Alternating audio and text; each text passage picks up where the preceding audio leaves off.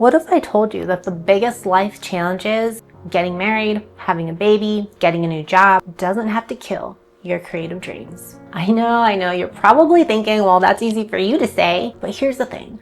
I'm an associate marriage and family therapist, and I'm able to guide and watch my clients navigate these exact transitions successfully. And many of them benefit with simple evidence-based practices that actually make them more productive, not less. So just hang in there with me, because in the next few minutes, I'm going to show you exactly how you too can be one of those people who thrive during chaos instead of just surviving it. But here's what no one says about major life changes. They don't just disrupt your schedule. They can hijack your entire mental operating system. So here, somewhere on the screen, is one of my favorite graphics that I love to show my clients. It's a visual representation of what's actually in our control versus what's completely out of our control during life transitions. But from this graph, we're going to focus in on our self-talk, thoughts, and actions impact not only our well-being, but also how it causes impairments in our creative pursuits and what we can do about it. When major life changes hit, they often create what psychologists call routine disruption. And this can trigger two very different types of stress: acute stress and chronic stress. And I think it's pretty important to know the difference, so I'm going to give you a brief overview. Acute stress is your body's short-term fight or flight response. It's a quick, intense reaction to an immediate threat or significant change. Think of it as a jolt of energy. Getting married or starting a new job are great examples. These events are exciting,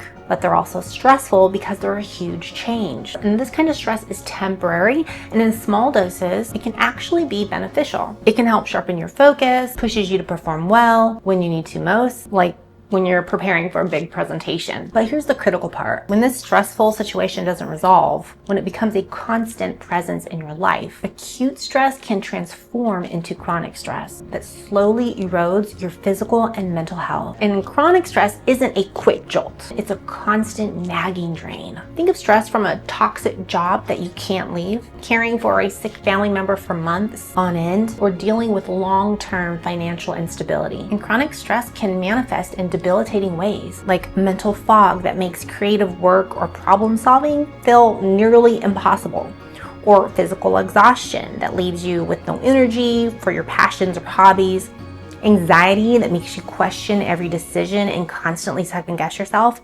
depression that convinces you to just give up on your dreams and goals. And if you're a multi-passionate person, that is someone with multiple interests and creative pursuits, this might hit you twice as hard because you're not just losing one thing, you're watching all your passions slip away. Based on my experience working with clients, the biggest challenge isn't the life change itself, it's how we talk to ourselves during that change. So let me share a story with you about one of my clients. From a young age, she learned that love and worthiness came from meeting other people's expectations. Her father wasn't in the picture, and she felt she often had to earn her mother's approval to feel valuable. As an adult, this pattern continued. She struggled with setting boundaries, had a jam-packed schedule, and often found herself doing things for others instead of herself. Then a major life change hit, and she started losing hours at her job. So suddenly, out of nowhere, the structure she had built her worth around began to crumble, and she panicked. And she says she felt so lost because she had been living someone else's life, not her own. When she finally created space to figure out what she wanted, she decided to pursue a career that aligned with her many passions: travel,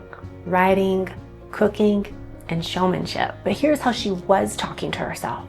She would say things like, "I'm just all over the place. This is not where I should be at my age. If I hadn't had so many creative interests, I would have accomplished something by now." Sound familiar?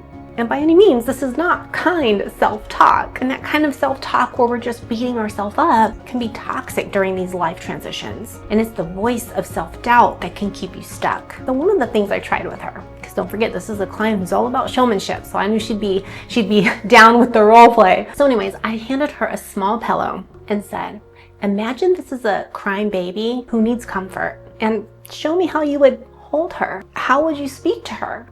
Or him. But it was beautiful to observe because her entire demeanor shifted. She gently cradled the pillow, her voice became soft and loving, and she was saying something like, "It's okay, honey. It's okay, baby. We'll get through it." So then I asked her, when your own life gets flipped upside down, how can you give yourself that same gentleness? And that's when kind self-talk, having that self-compassion just clicked for her. And it can click for you too. The love you're capable of giving to others is the exact love you need to give to yourself. Oh, and by the way, if you're curious to know what career option my client pursued, she discovered that becoming a flight attendant would be the best option, and she's currently working on editing her first book. She said she always wanted to travel around the country, write in those different countries, cook different cuisines, and have a lot of free time. When your life is in chaos, you are like the vulnerable baby. You need to speak to yourself with the same kindness and understanding you'd show to someone you love who's struggling. So instead of saying, I should have my life figured out by now, you can try,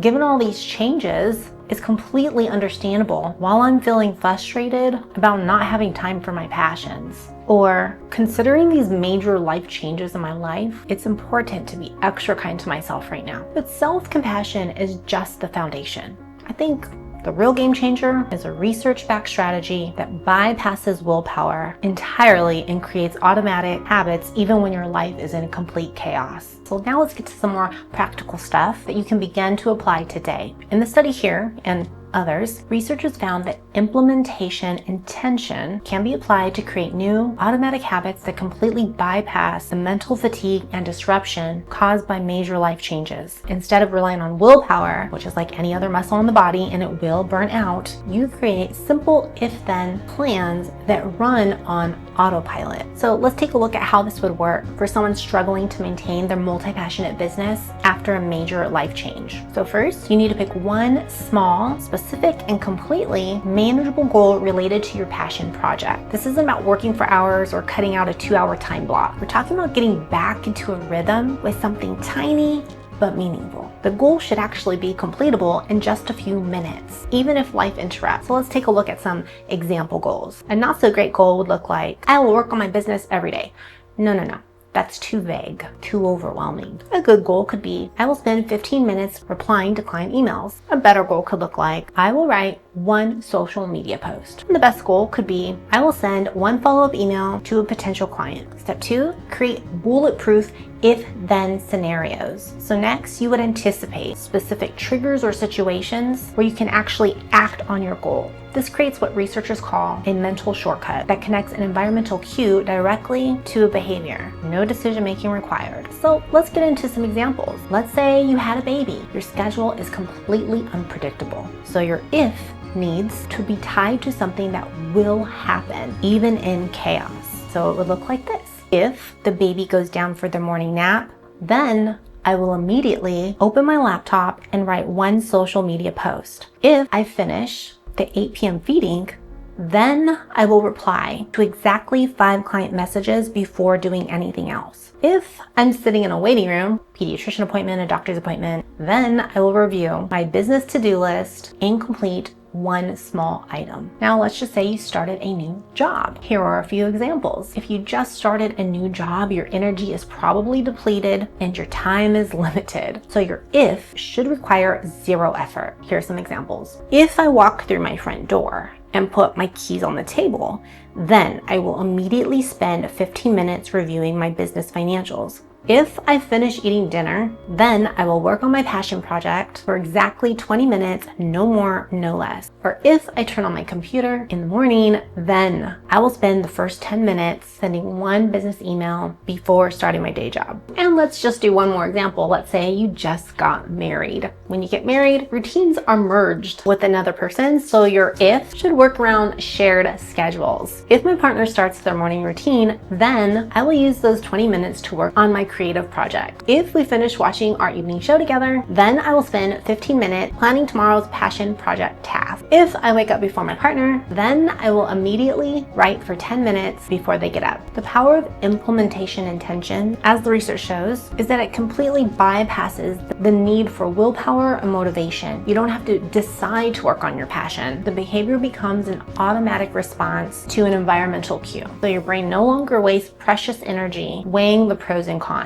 It just acts. This preserves what researchers call cognitive resources and transforms sporadic effort into genuine habits. And if you want to learn a little bit more about creating habits, I listed 3 of my favorite books on habits in the description box below. So establishing any routine during major life transitions provides a sense of stability and normalcy that actually helps you cope with uncertainty and stress more effectively. And think about it this way: when everything in your external world is changing, having small, consistent actions creates internal anchors, and your brain starts to trust that even though everything else is chaotic, this one thing is reliable. And that reliability, it starts to spread to other areas of your life. Again, you begin to feel like you have some control again, even when objectively, a lot of things are still out of your hands. So here's what I want you to do right now. After I drink my water, choose one microscopic goal related to your passion project, something you can complete in 15 minutes or less. 2, identify 3 predictable if triggers in your current routine, no matter how chaotic it feels. 3, create your if then statements and write them down somewhere where you will see them daily. And 4,